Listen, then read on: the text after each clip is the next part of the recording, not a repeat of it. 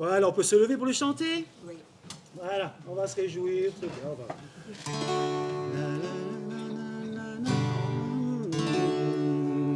J'entrerai dans ces portes avec la joie dans mon cœur. Je viendrai louer le Seigneur. Je dirai, voici le jour que l'Éternel a fait. Qu'il soit pour nous tous un sujet de joie. Un sujet de joie, un sujet de joie. Qu'il soit pour nous tous un sujet de joie. Un sujet de joie, un sujet de joie. Qu'il soit pour nous tous un sujet de joie.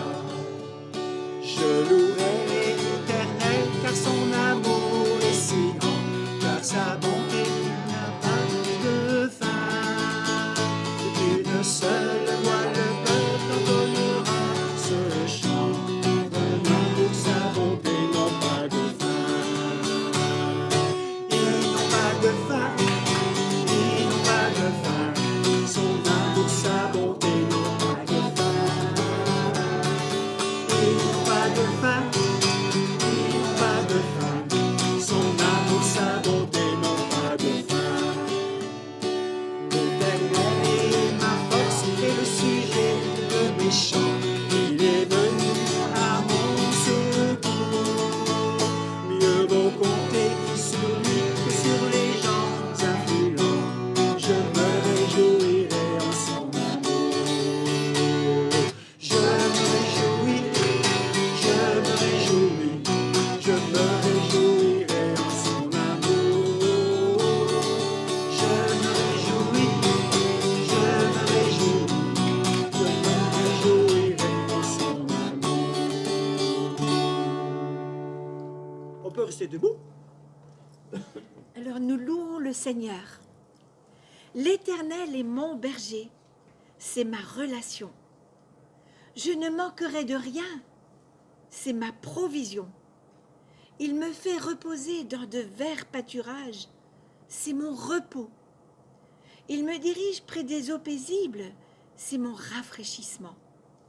Il restaure mon âme, c'est ma guérison. Il me conduit dans les sentiers de la justice à cause de son nom, c'est la direction.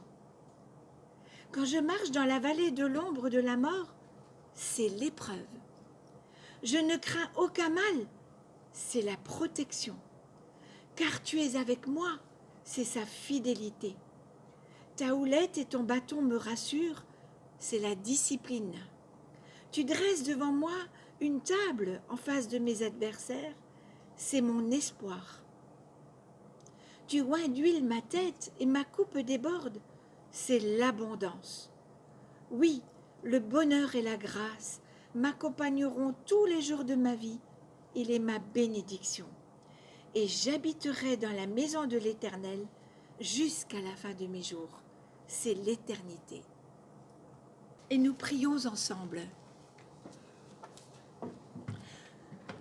Que tout mon être loue l'Éternel, que tout ce que je suis loue le Dieu saint, que tout mon être loue l'Éternel, sans oublier aucun de ses bienfaits. Car c'est lui qui pardonne tous tes péchés, c'est lui qui te guérit de toute maladie, qui t'arrache à la tombe. C'est lui qui te couronne de tendresse et d'amour, et qui te comble de bonheur tout au long de ton existence. Et ta jeunesse, comme l'aigle, prend un nouvel essor. Amen.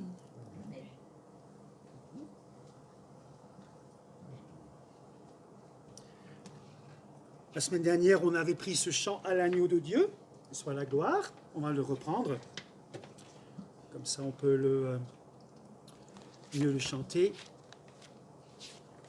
Un beau chant qui nous rappelle qui est Jésus.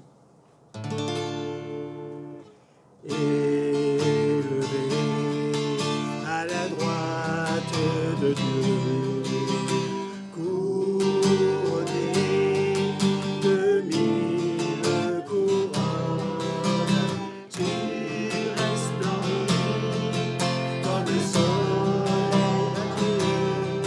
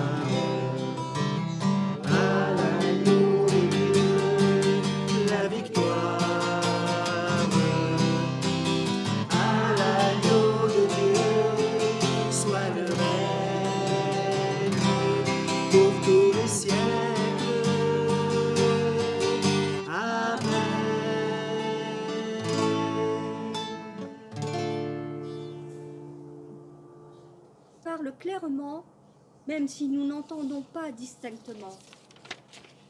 Tu as parlé dès le commencement du monde.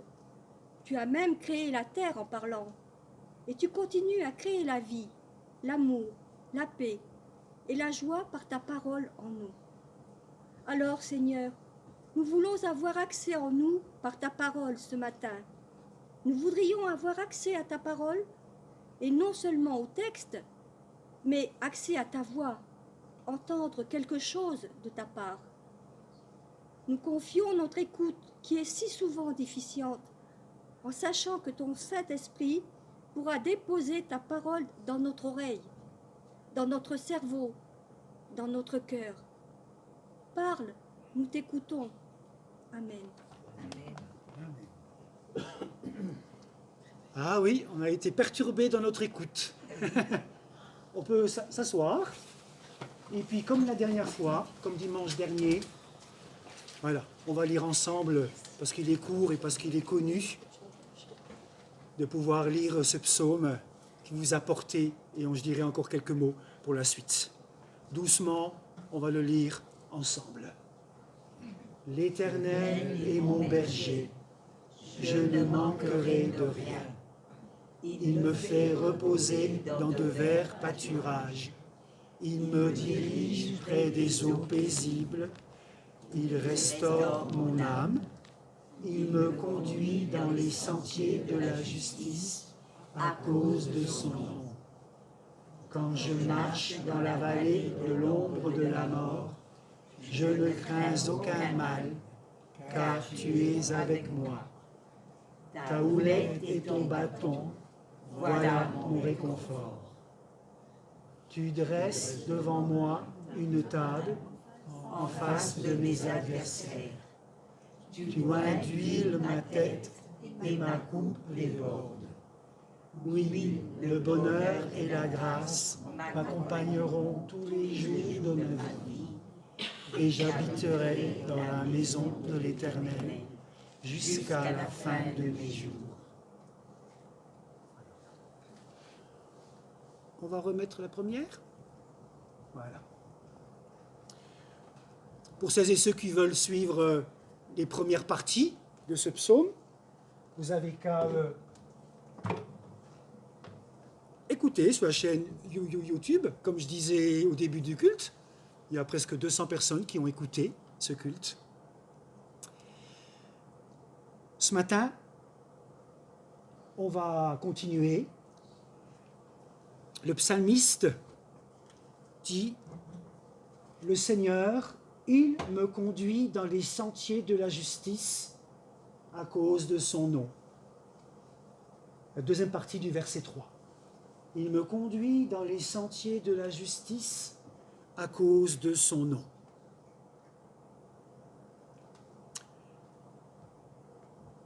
Qu'est-ce qui conduit ta vie?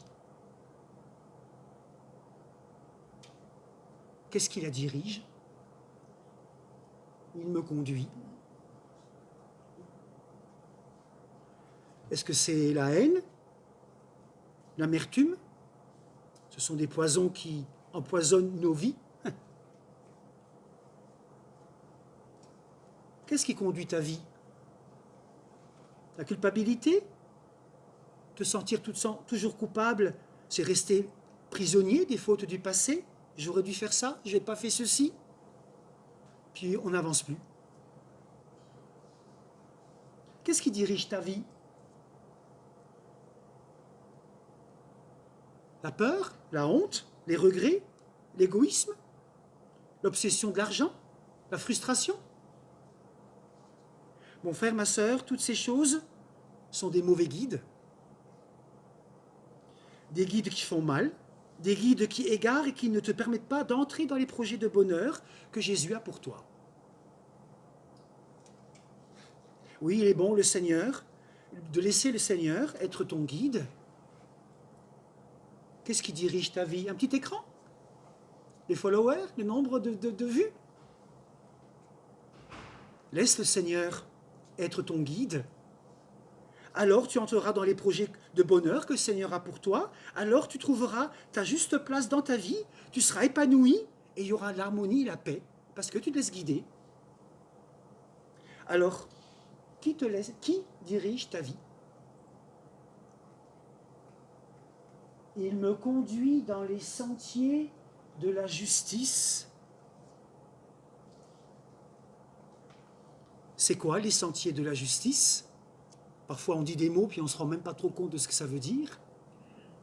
Les sentiers de la justice, c'est faire ce qui est juste.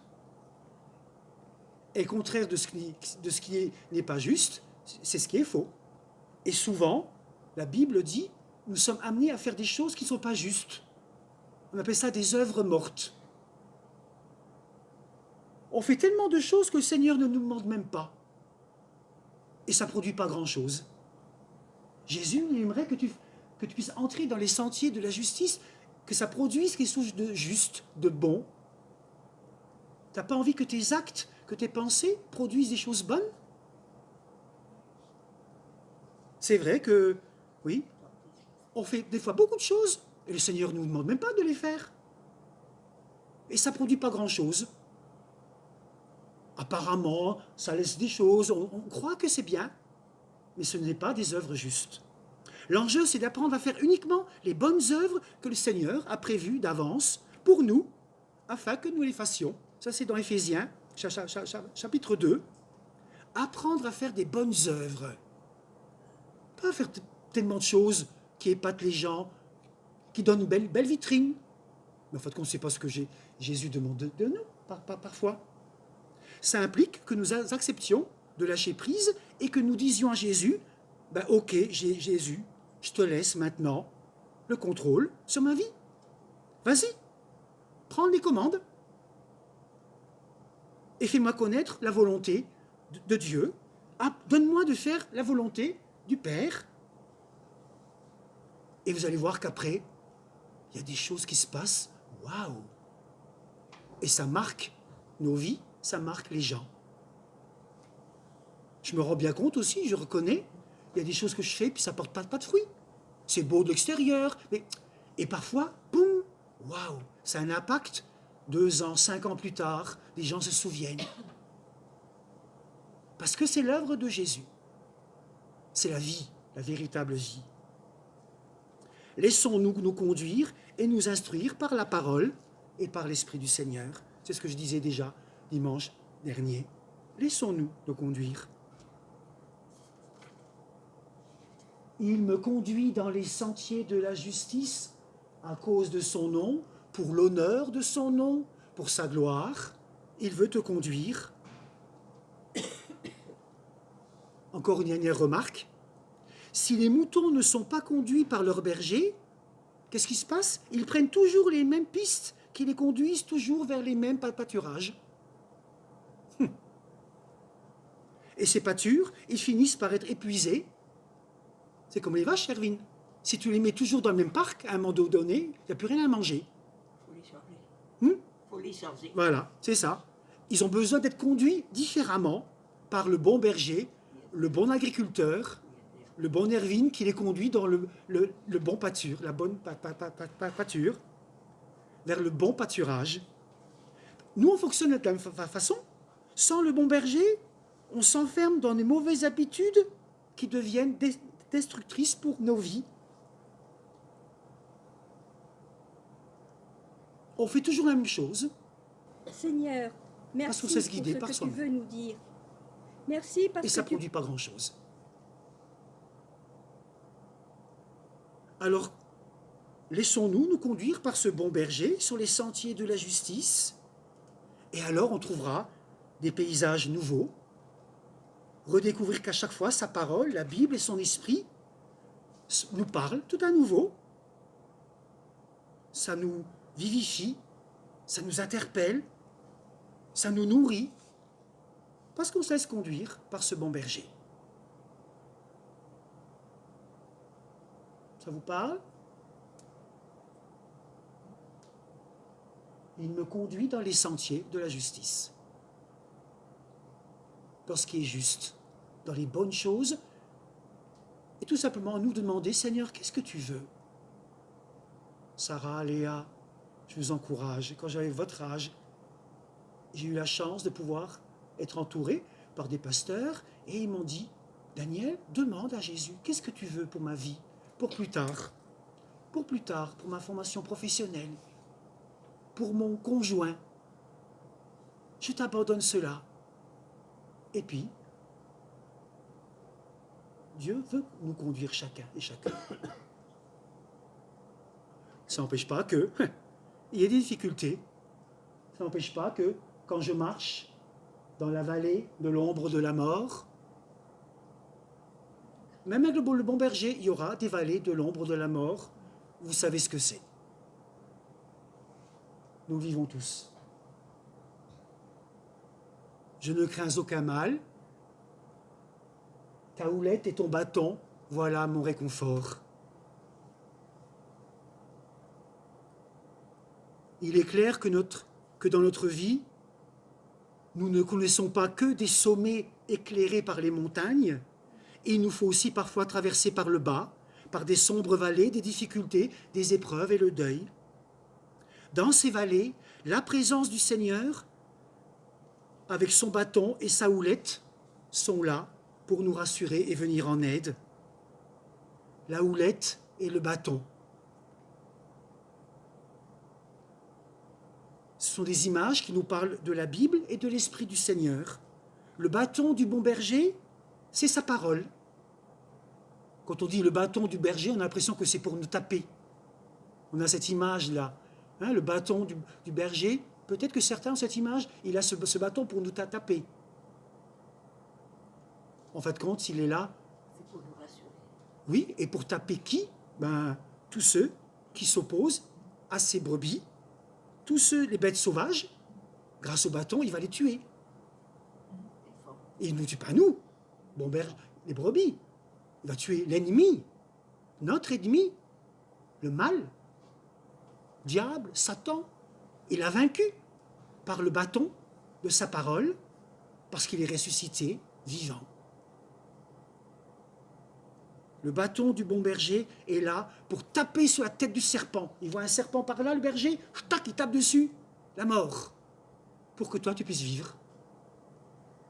Ça n'empêche pas qu'il y ait des vallées difficiles, mais nous avons cette victoire en Jésus, par sa parole, en lisant la parole, nous pouvons être forts face aux victoires, forts face aux tentations, être forts dans la victoire, en lisant la Bible. Vous allez vous nourrir, vous fortifier et être victorieux face à toutes les attaques des ténèbres et de l'ennemi. Le bâton du bon berger est là, pas pour nous faire du mal à nous, mais l'ennemi. Et la houlette, c'est le bâton avec une partie incurvée. À Rome, il y en a un qui se balade avec sa houlette pour montrer l'image. Qu'est-ce qui se passe avec cette houlette? Il ne va pas tuer, il ne va pas taper. Le serpent, non, c'est l'image du Saint-Esprit. La houlette, il va prendre la brebis et il va la ramener comme le Saint-Esprit te ramène à Jésus. Par sa houlette, il va pousser de temps en temps la brebis pour éviter le torrent, éviter les plantes épineuses, éviter qu'elle se fasse du mal. Par sa houlette, le berger va pousser la brebis comme le Saint-Esprit en nous, nous conduit dans la vérité, nous inspire et nous éclaire. Il se sert du crochet de sa houlette pour rattraper une brebis perdue dans le fossé. T'es peut-être tombé dans le fossé, égaré. Il est là, le bon berger, pour te libérer. C'est l'Esprit libérateur, le consolateur. Et puis il est là pour nous rassembler par sa houlette, pas par son bâton, mais par la houlette. Il nous rassemble tous, comme ce matin, avec les difficultés qu'il a eues, toutes les difficultés. Voilà, il nous rassemble, c'est l'esprit de communion qui nous unit les uns aux autres. Il y a le bâton qui représente la parole de Dieu. En lisant cette parole, tu es victorieux, tu te laisses imprégner par des paroles de vie. Et il y a la houlette, le Saint-Esprit, qui donne d'être en communion, qui ramène les gens vers Jésus, qui nous conduit dans la vérité, qui est le libérateur et le consolateur. Voilà, la houlette et ton bâton me rassurent.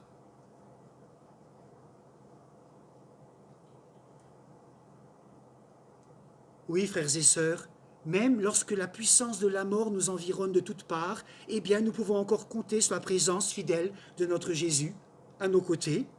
Et il nous faut apprendre à vivre avec la ferme conviction que l'amour de Dieu est plus fort que la mort. L'amour de Dieu est plus fort que la mort. Notre corps s'arrêtera, tôt ou tard, vous comme moi. Mais l'esprit continue auprès de Dieu. Jésus est le vainqueur, il est le vivant, il est le ressuscité qui a réduit la mort à la puissance. Alléluia.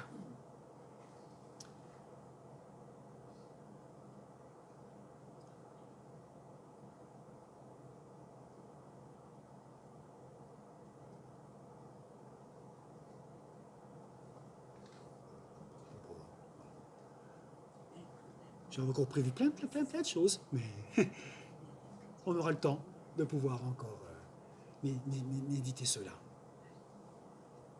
Il me conduit dans les sentiers de la justice. Qui te conduit ce matin?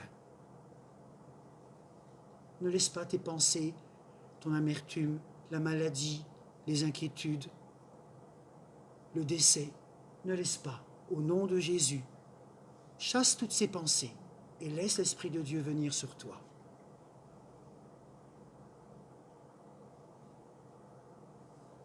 Jésus est avec moi, je ne crains aucun mal. La houlette et le bâton me rassurent. Et je vous invite à la prière.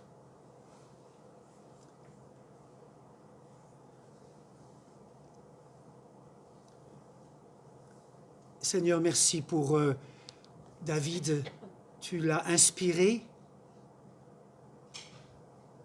en écrivant ce psaume. Ton esprit était en lui et au travers de tout ce qu'il a vécu comme berger, tu l'as inspiré pour que 3000 ans plus tard, il parle encore à notre esprit. Alors merci. Nous voulons je veux me laisser conduire par toi et je t'apporte tout ce qui ce matin me perturbe et m'attire ailleurs qu'auprès de toi. Je veux me laisser diriger par toi. Je t'apporte toutes mes pensées, mon corps malade, le deuil, la maladie, mon conjoint, mes enfants, mes petits-enfants. Je veux me laisser conduire par toi. Parle-moi au travers de ta parole. Encourage-moi à la lire. Encourage-moi à me rappeler de ce psaume, à le relire.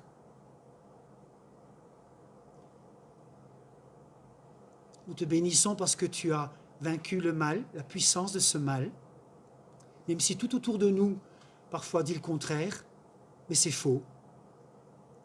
Tu as détruit la mort et nous avons cette espérance auprès de toi. Alors ne nous abandonne pas, conduis-nous, dirige-nous. Viens, Esprit de Dieu, fortifie-nous par ta présence. Amen.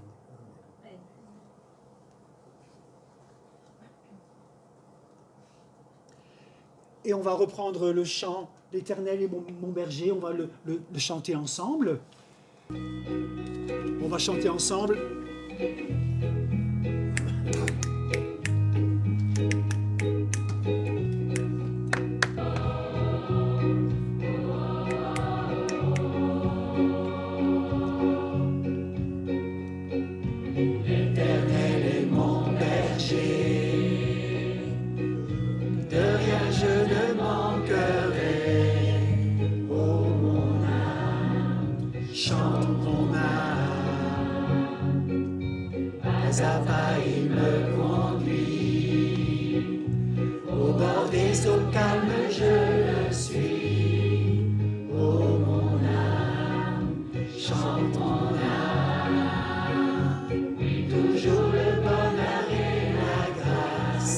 Accompagneront devant sa face.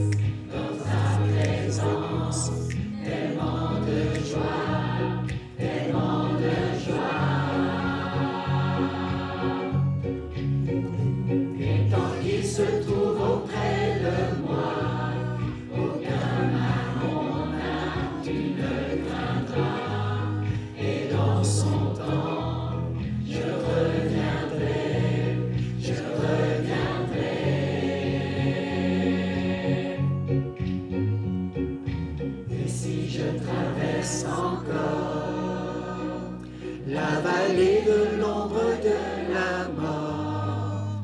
Oh mon âme, chante mon âme, il m'aime le premier, non rien ne pourra me séparer de son amour, de son amour.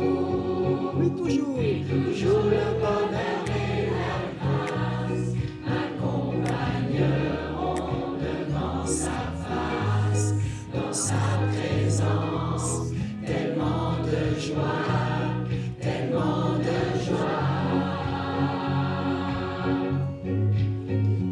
Et tant qu'il se trouve auprès de moi, aucun mal mon âme tu ne craindras. Et dans son temple, je reviendrai, je reviendrai. Yahweh, ça veut dire le Seigneur. Yahweh, Yahweh, tu fais briller sur moi ton soleil. Yahweh, Yahweh, ta lumière chasse au loin les ténèbres.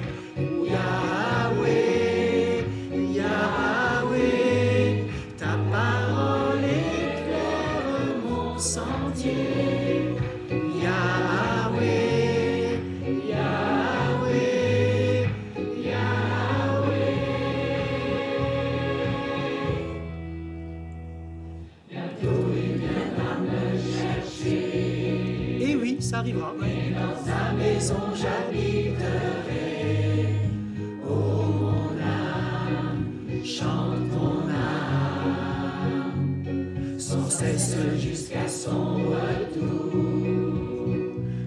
Mon âme chante son amour tous les jours, tous les jours. Ensemble, toujours le bonheur et la grâce m'accompagneront devant sa face, dans sa présence, tellement de joie, tellement de joie.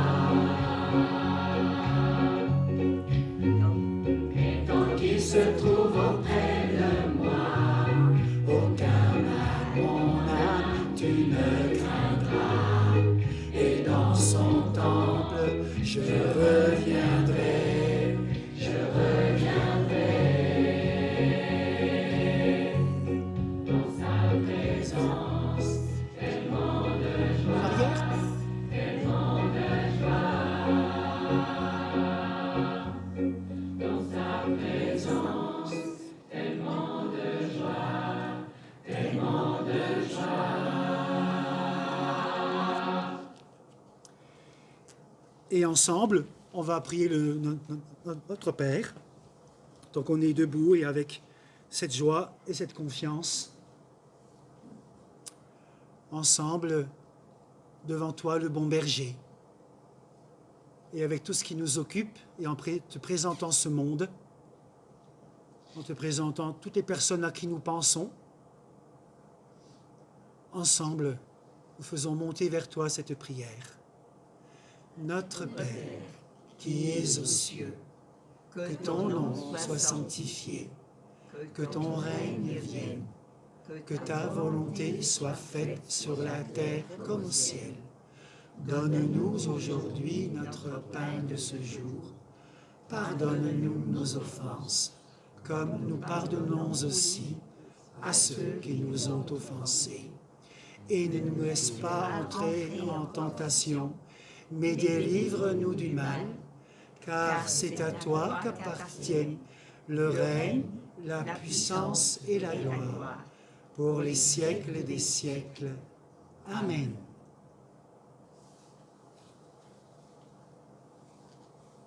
Chers frères et sœurs en Christ, que ce Dieu qui est le Père vous donne la force pour vaincre le malin et surmonter toute tentation. Que ce Dieu qui est esprit remplisse ton esprit de foi, que ton esprit soit soumis et qu'il soit équilibré. et que ce bon berger, Jésus, t'accompagne. Il prend soin de toi par sa houlette et son bâton, par sa parole et par son esprit. Que ce Dieu qui est Père, Fils et Saint-Esprit te bénisse et te garde. Amen.